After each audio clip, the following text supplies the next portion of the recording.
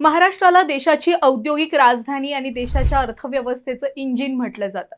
पण याच महाराष्ट्रातील उद्योग विश्वाबाबत आता एक गंभीर आकडेवारी समोर आली आहे. गेल्या 5 वर्षांमध्ये राज्यातील तब्बल 36,211 खासगी कंपन्या लिक्विडेट विसर्जित म्हणजेच कंपनी रजिस्टरमधून स्ट्राईक ऑफ झाल्याची माहिती केंद्र सरकारनं लोकसभेत दिली आहे.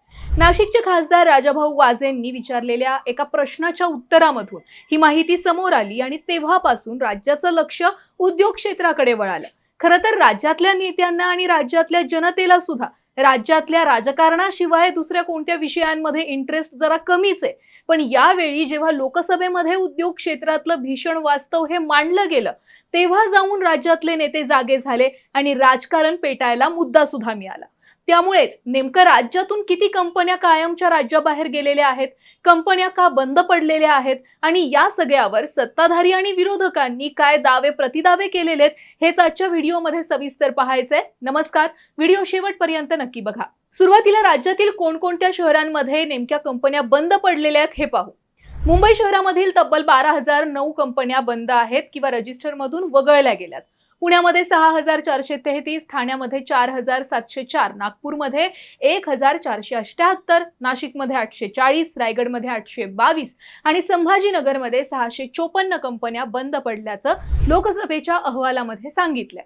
आता याच कंपन्या बंद पडण्यावरून राज्य सरकारवर विरोधकांकडून जोरदार टीका होतीये. राज्याचे उद्योग मंत्री उदय सामंत यांना तर विरोधकांनी पार घाम फोडलाय.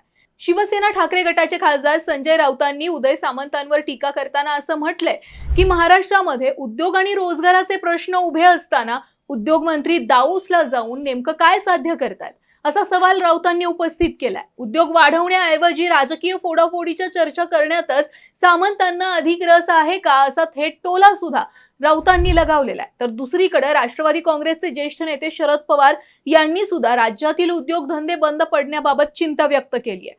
शरद पवारांनी याच बाबत सोशल मीडियावर पोस्ट करत असं म्हटलंय की चाकण, तळेगाव आणि राज्यातील इतर औद्योगिक वसाहतींमध्ये पायाभूत सुविधांचा तातडीनं विकास करण्याची गरज आहे.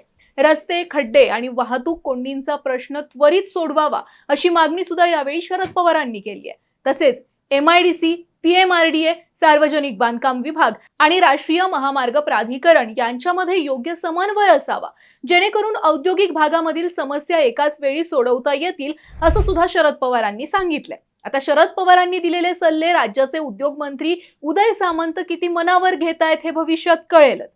बरं, तिकडे रोहित पवारांनी सुद्धा चाकण MIDC मधून अनेक कंपन्या बाहेर गेल्याचा दावा केलाय.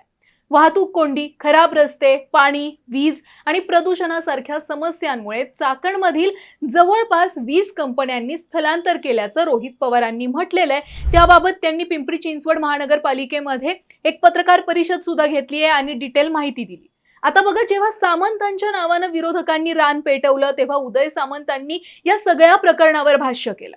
सामंत असं म्हणाले की राज्यातील 36,000हून अधिक कंपन्या बंद झाल्याची माहिती आपल्याकडे सध्या उपलब्धच नाहीये. मात्र केंद्र सरकारच्या आकडेवारीला आपण चुकीचं ठरवत नसून महाराष्ट्राशी संबंधित नेमकी आकडेवारी तपासण्यासाठी थोडा वेळ लागेल, असं सामंतांनी स्पष्ट केलंय.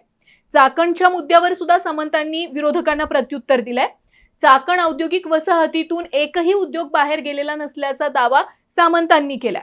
उलट काही कंपन्या विस्तारासाठी अधिक जागेची मागणी करत असल्याचं सामंतांनी म्हटलंय.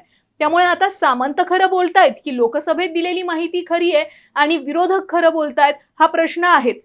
लक्षात घ्या, विषय फक्त कंपन्या बंद झाल्याचा नाहीये, तर मुद्दा हा आहे गुंतवणुकीचा, रोजगाराचा आणि महाराष्ट्रात उद्योग टिकवून ठेवण्याचा. नवीन उद्योग आणण्याच्या घोषणा महत्वाच्या आहेतच, पण आधीपासून राज्यामध्ये कार्यरत असलेले उद्योग अडचणींमुळे राज्याबाहेर जाणार नाहीत, यासाठी ठोस पावलं उचलणं सुद्धा तितकंच गरजेचं आहे. बघा, राज्य सरकार असेल, केंद्र सरकार असेल, रोजगार मेळावे तरुणांसाठी घेत आहे, वेगवेगळ्या संधी उपलब्ध करत आहे, वेगवेगळ्या योजना आखत आहेत. पण या सगळ्याच्या आधी हे करणं महत्वाचं आहे की राज्यात जे उद्योगधंदे आधीपासूनचे आहेत, त्या उद्योगधंद्यांना आधी काय समस्या जाणवतायत का, त्या समस्या सोडवून मग तुम्ही रोजगार मेळावे घ्या. कारण कसं आहे, आधीचे उद्योगधंदे जर बंद पडले तर नवीन रोजगार मेळावे घेऊन काय सिद्ध होणार आहे? त्यामुळे सरकारनं सगळ्यात आधी जे उद्योगधंदे सुरू आहेत, आधीच्या कंपन्या सुरू आहेत, तिथल्या कामगारांना, तिथल्या युनियनला किंवा तिथल्या मालकाला कंपनी चालवायला नेमका काय प्रॉब्लेम येतोय हे पाहणं खरं तर सरकारचं काम आहे. आणि त्यानंतर सरकारनं नवनवीन योजना आणि तरुणांसाठी रोजगार मेळावे आयोजित करणं गरजेचं आहे.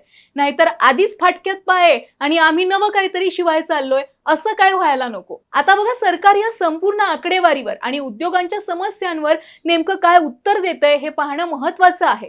सोबतच उदय सामंत उद्योगमंत्री जे आहेत ते या सगळ्या प्रश्नांची उत्तरं नेमकी कशा पद्धतीनं देत आहेत हे पाहणं सुद्धा तितकंच महत्त्वाचं आहे. बाकी तुम्हाला या सगळ्या प्रकरणावर काय वाटतंय, तुमचं मत कमेंट बॉक्समध्ये आम्हाला नक्की सांगा. हा व्हिडिओ जास्तीत जास्त तरुणांपर्यंत पोहोचवा आणि हो, ऑनलाईन नेताला फॉलो आणि सबस्क्राईब आठवणीनं करा.